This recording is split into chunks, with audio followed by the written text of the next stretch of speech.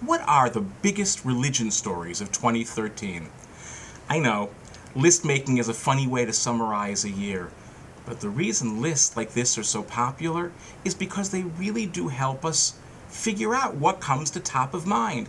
And as we look back on 2013 in religion, there are three that really do stand out. Coming in at number 3 has got to be the atheist churches. In England, in America, in other parts of the world, people may walk away from God, they may walk away from the church in which they were raised, but they want to come together. They want to organize. They want to create community. They want to identify and share values, especially at moments of great joy and deep sorrow.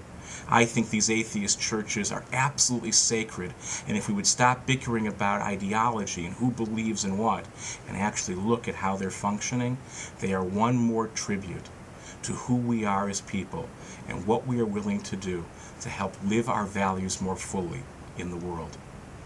Coming in at number 2, maybe a little darker story, the fact that religious freedom isn't always so freeing.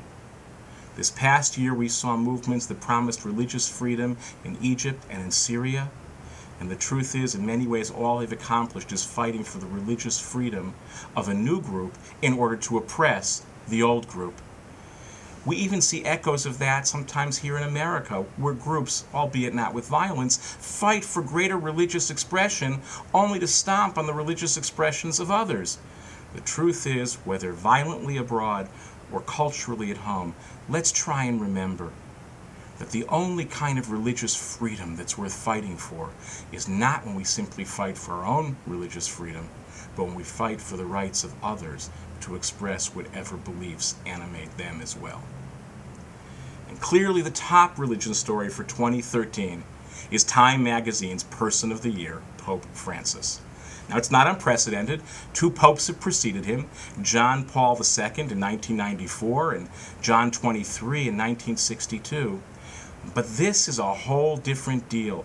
Yes, he has some of the charisma and great warmth that John Paul II had, and he does have a sense of renegotiating things as John 23 did.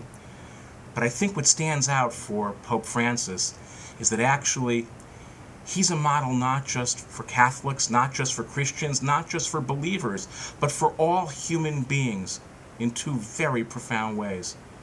He combines orthodoxy with humility.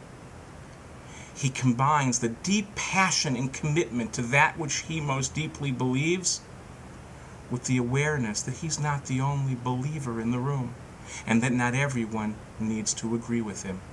Whether it comes to faith or politics or a family fight, wouldn't it be great if we could all model and learn from the model of Pope Francis, combining passionate commitment to that which we most love and genuine humility in the face of others who have different understandings of those same issues.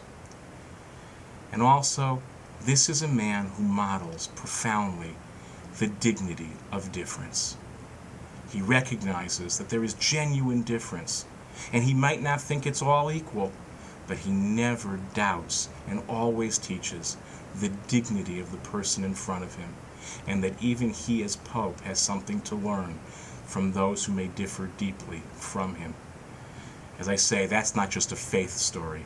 That's a human story. And it's not just a human story to look back in 2013. I hope that the model of Pope Francis is one that we will hold near, whatever faith we follow, including no faith at all, as we move into 2014 and years beyond.